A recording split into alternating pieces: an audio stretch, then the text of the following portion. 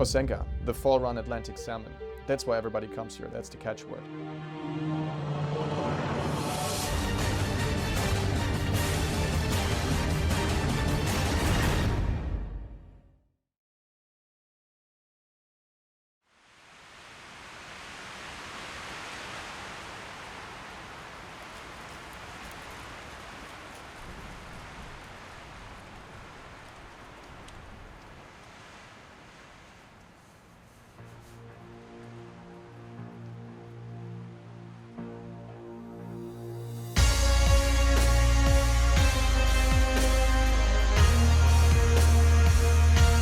Russia is a very wild place. You can see it around the scenery here. It's very untouched by man.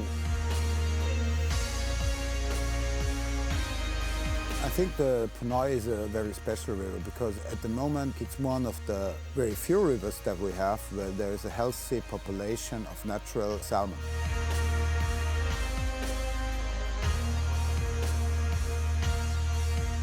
Just amazing experience. I mean, the amount of salmon that you see, that you catch, and the takes that you get, it's just out of this world. There was something that very much coined my fishing. I didn't realize it until probably a day later that I caught actually my first salmon, and it's something I worked so hard for. It just happened.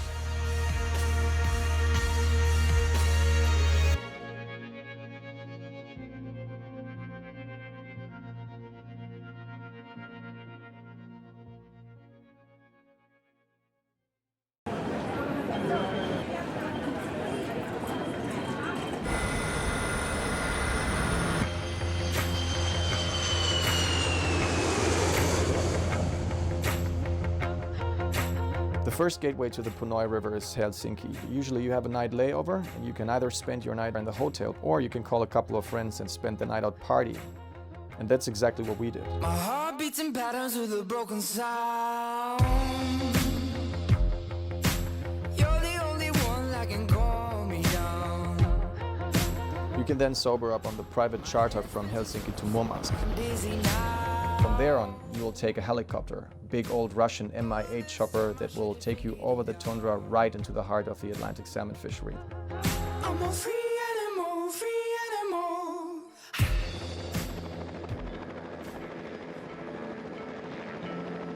So flying over this incredible scenery, you can immediately get a sense for the sheer vastness of this place.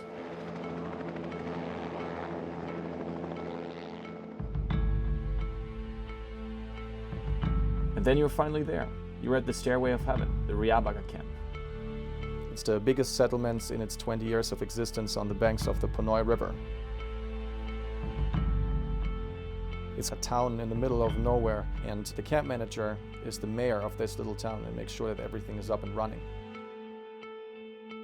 It's quite literally a playground for grown-ups with helicopters, hovercrafts, quads, and jet boats. In fact, the camp is so big that one might get lost, just like our team did on the first night when we were trying to chase the northern lights all around the camp to find the perfect angle for long exposures.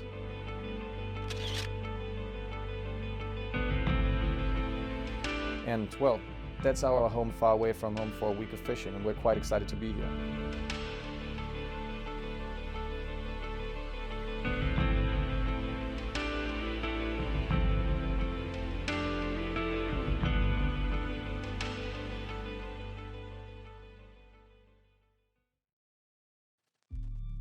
It's interesting to see the different angles on Atlantic salmon fishing, having Paulo in his first season of Atlantic salmon fishing and Christoph, who's been fishing for Atlantic salmon for the better part of the last 15 years. And they both join here together to chase these magnificent fish. Fly fishing itself started for me when I was about 12 years old, but it's not so easy for young guys to get into it because first of all, a lot of rivers are very expensive to fish, and second of all, it's perceived as a very traditional and elite sport, and therefore it's quite hard for people like me, students or even younger guys, to get into it. This is actually the first year when I got the chance to fish for salmon. Because it's such an important fish in the ecosystem, it was always something I wanted to do.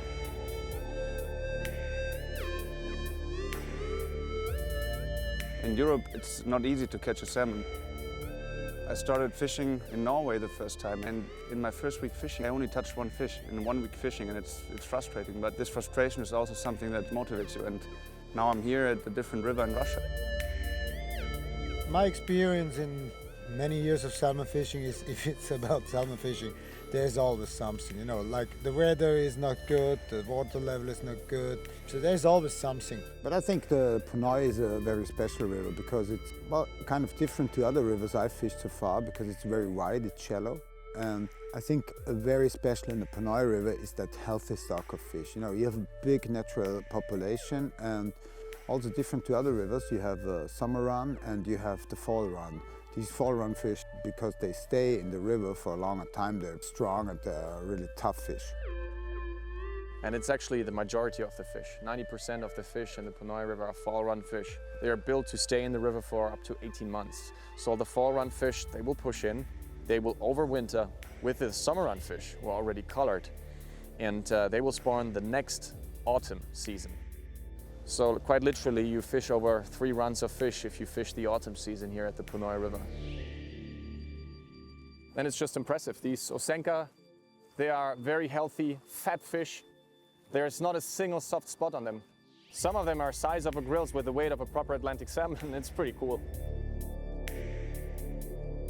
And for me, this is my opportunity to learn. It gives you the chance to learn a lot of things about fishing for salmon, a lot about the fish itself. And this is the point, if you go to a Norwegian river or a Swedish river where you maybe catch 1 or 2 fish in a week, it takes you a lot of years to get a certain level of experience. And here, where you have this frequency of bites and where you have a big run of fish, this experience is literally gained within a week.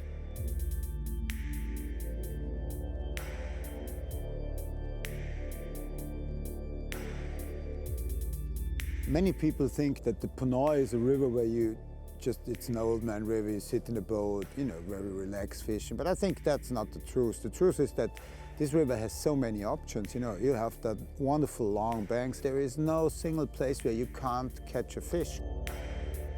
If you look at the river, there's boulders everywhere, there's big rocks, and there's lots of nice currents. You see that place, like here, look at the structure of the river. It's not really deep, but deep enough for the fish. There's so many different currents, you would just think there is salmon everywhere, but you have to cast all day. But that's the fun of it. It's not only the number of fish that run up the Panoy that people come here for. I think it's this chance of catching this one magical 20-pound plus fresh Osenka fish. Okay, let's get another one. And obviously everybody that comes here is hoping and waiting and fighting for this one fish that makes the trip in the end.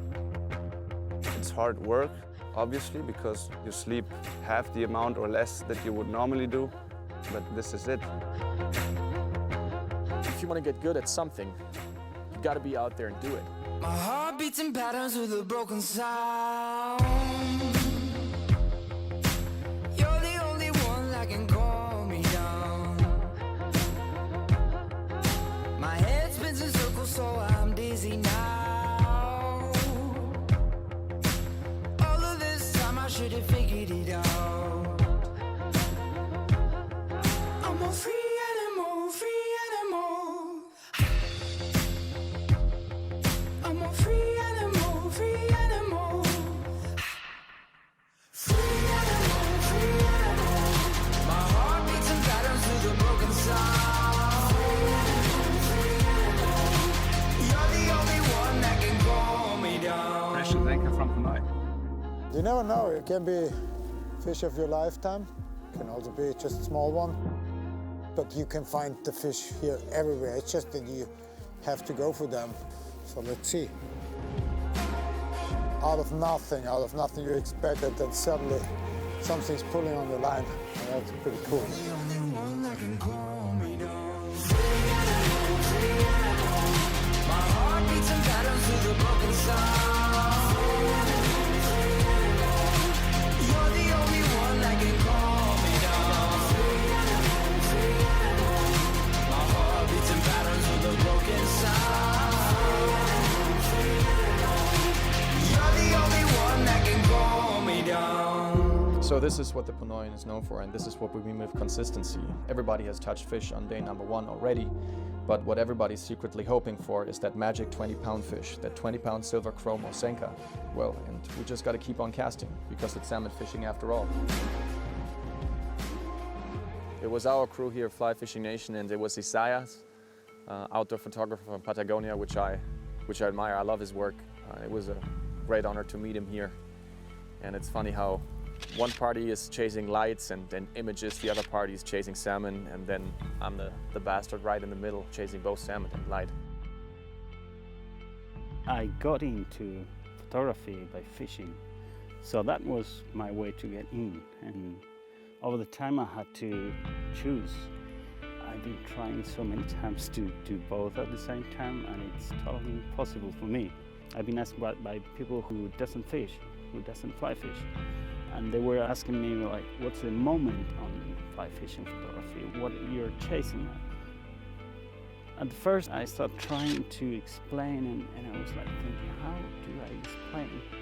After a while I just realized, well, the first you gotta do is go and learn how to fly fish and do it yourself and experience what you feel, and then you'll find what you're chasing. And that's gonna be the way to express it too. It's like any art, I guess. If you're trying to express something you're not living, it's not that easy, or sometimes you never get there. You know, every new place I go to, every new place I meet, once you've been there enough to know what's the light there, what's the fishing, what's everything around photography, kind of got fulfilled with that. But the Ponoi, this is kind of the call of the Ponoi. It's one of those places that even being there before, for some reason made me come over and over and still have that feeling that makes me wish to come back. I think salmon fishing is to some extent a team sport.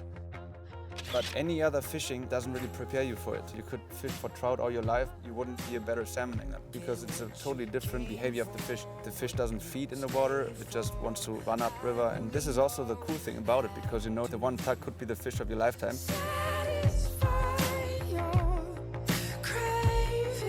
But no one really knows. There's no secrets.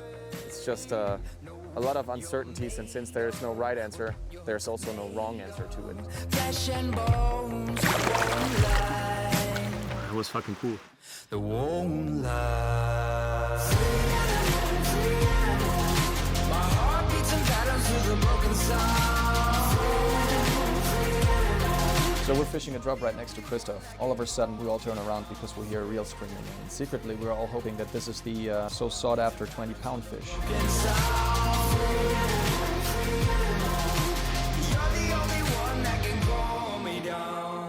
When everybody is working for this one fish on the week, it's a very special moment when it finally happens. And in the end, this is the best reward you can get for fishing all week and putting in all these hours.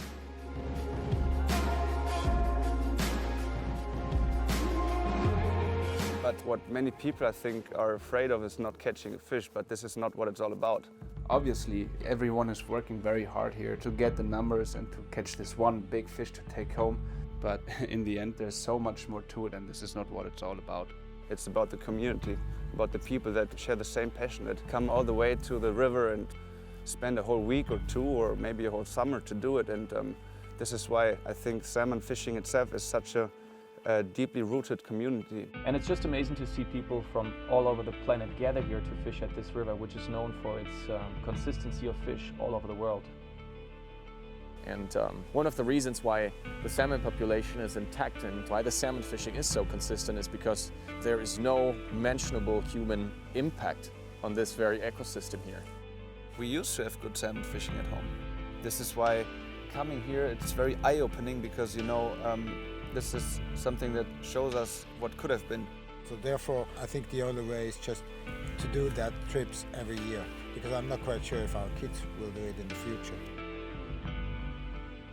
We had a talk with a marine biologist who is conducting studies here about the parr density. So these guys are out every day working on a sustainable solution for future generations to enjoy this magnificent resource. And Atlantic salmon fishing, that is, well, quite frankly, it's got to be one of the best in the world here.